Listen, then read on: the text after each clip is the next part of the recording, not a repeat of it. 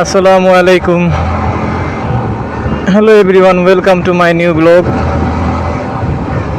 অনেক দিন ধরে ইচ্ছা ছিল একটু একটা ব্লগ করা, কিন্তু ক্যামেরার 3.5 GoPro যে অ্যাডাপ্টারটা ওইটা আমার GoPro 9-এ সাপোর্ট করে না।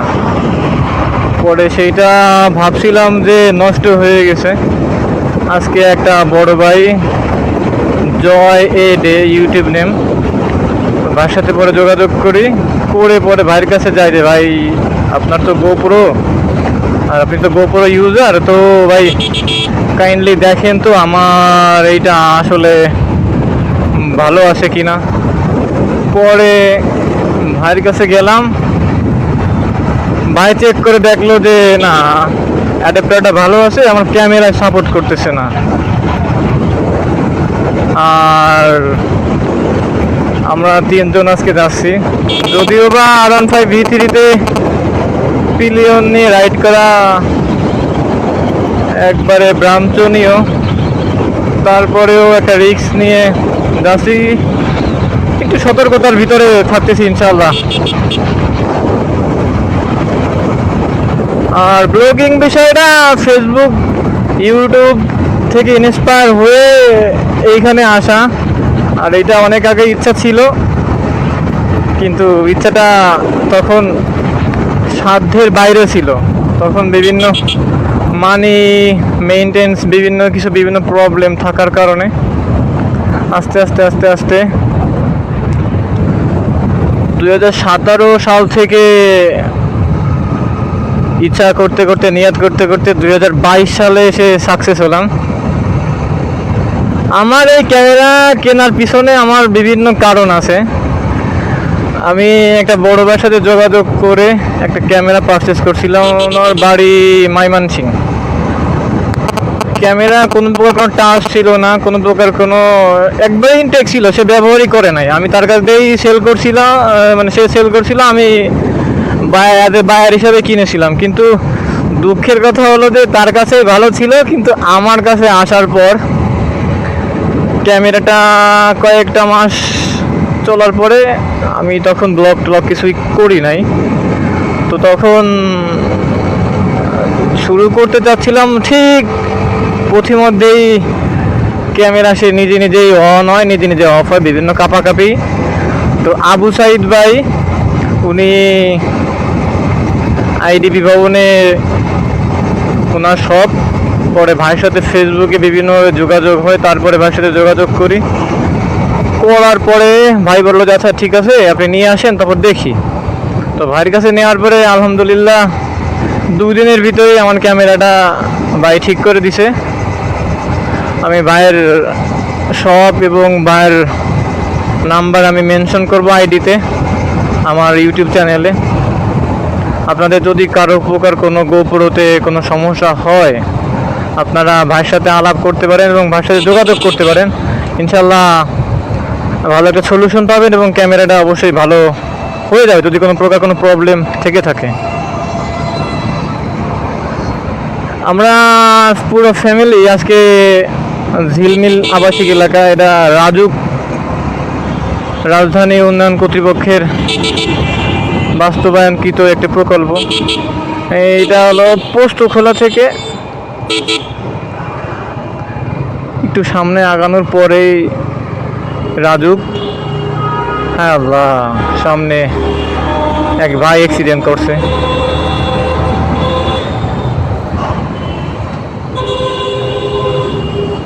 আল্লাহ,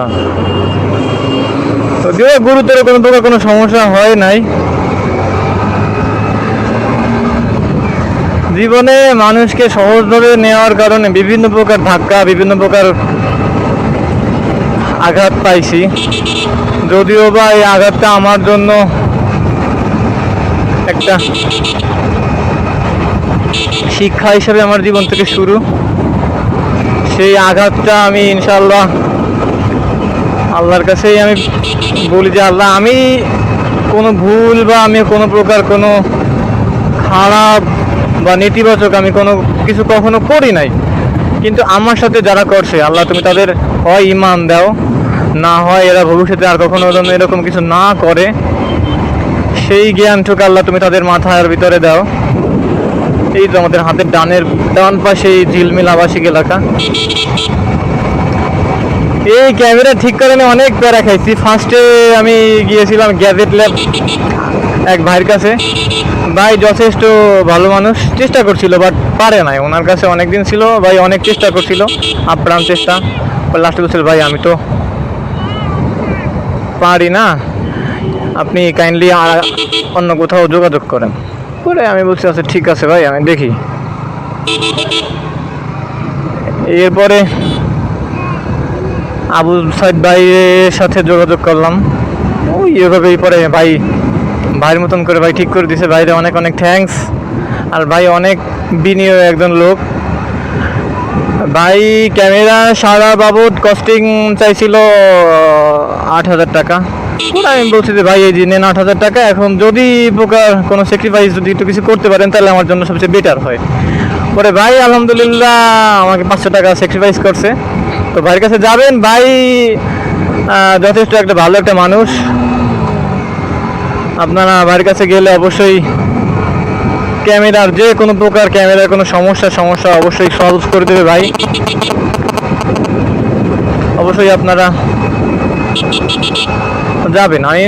আমার মতে আমি ছোট একটা মানুষ হিসেবে আপনাদেরকে আমি এতটুকু বলতে পারি যে এই অ্যাকশন ক্যামেরার যাবতীয় যদি কোনো প্রকার কোনো সমস্যা হয়, আপনার ভাইয়ের কাছে গেলে অবশ্যই সমাধান পাবেন।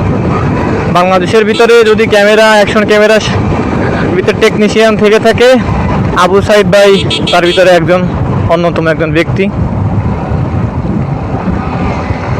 এই দ্যাটস ওয়াই আমরা চলে আসছি ঝিলমিল আবাসিক এলাকায়। আহারে, ডানেও যায় না বামেও যায় না। বয়স তো খুব ভালো। না না না না ঠিক আছে। এত ছোট বয়সে ফ্যামিলির চাপ মাথায় নিছে, আল্লাহ জানে কিভাবে কি করবে। কি তুমি আমার টোকা দাও কেন?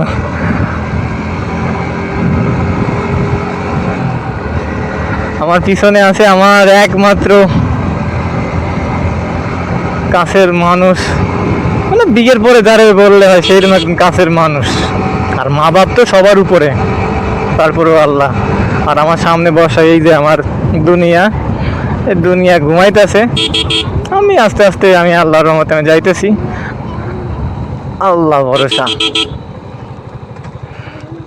আও আম্মু, তোমার কোনো সমস্যা হচ্ছে নাকি বাবা? তুমি ঠিক আছো? তোমার ভালো লাগতেছে বাবা? সত্যি তুমি খুশি?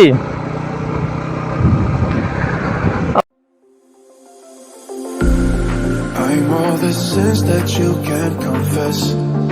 I'm just your ghost if we're not undressed.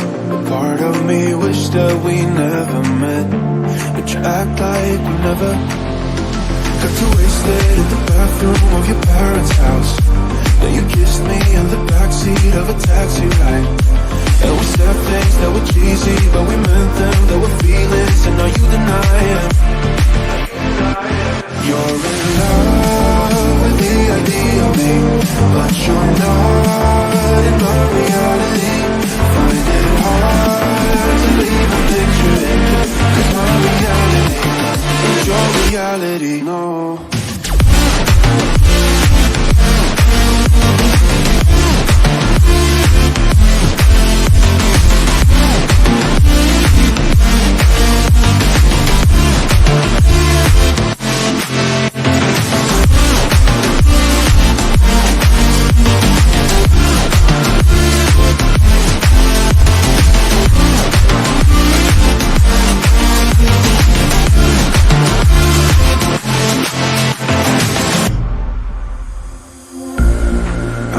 The sins that you can't confess. I'm just your ghost if we're not undressed. A part of me wish that we never met, but you act like we never. Got too wasted in the bathroom of your parents' house. Then you kissed me in the backseat of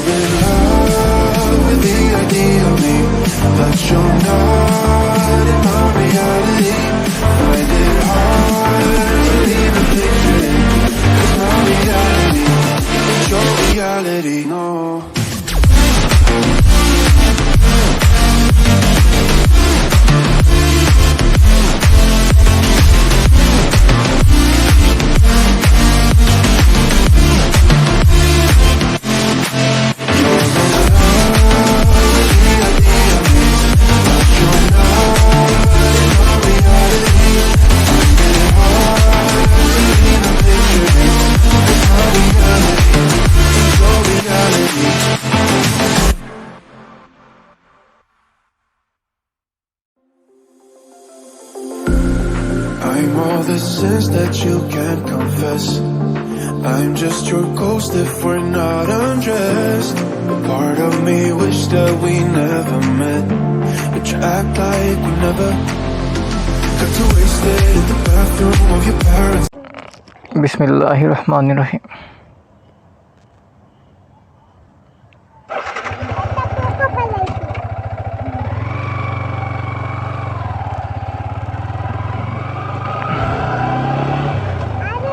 অনেকদিন পর গ্রামের একটা পরিবেশ, একটা আবহ, ভিতরে এতক্ষণ আমরা ফুল ফ্যামিলি থাকলাম, তারই মাঝখানে পুলিশের টহল টিম এসে বললো যে এখানে বেশিক্ষণ থাকেন না, এখন চলে যান। আসলে পরিবেশটা সন্ধ্যার পরে ভালো না, এখানে বিভিন্ন প্রকার অপকর্ম অবতৎপরতা বিভিন্ন কিছু ঘটে। আইন শৃঙ্খলা রক্ষাকারী বাহিনীর যখন চলে যায় ঠিক তখনই, আর আইন শৃঙ্খলা রক্ষাকারী বাহিনী তো সবসময় থাকবে না। আর যে দুষ্কৃতিকারীরা এরা সবসময় মানুষের ফাঁক ফোকর খোঁজার চেষ্টা করে, কখন ফাঁকা, কখন কি করা যায়, কখন একাকিত্ব কারে পাওয়া যায়, ঠিক তখনই এরা একটা অপকর্মীতে জড়ায়। যাই হোক, ইনশাল্লাহ বাসার উদ্দেশ্যে রওনা দিছি, বাসায় যাই, তারপর বাকি কথা হবে। আর হেলমেট ছাড়া মোটরসাইকেল রাইড করবেন না। সে টাটা, বাই বাই, আল্লাহ হাফেজ।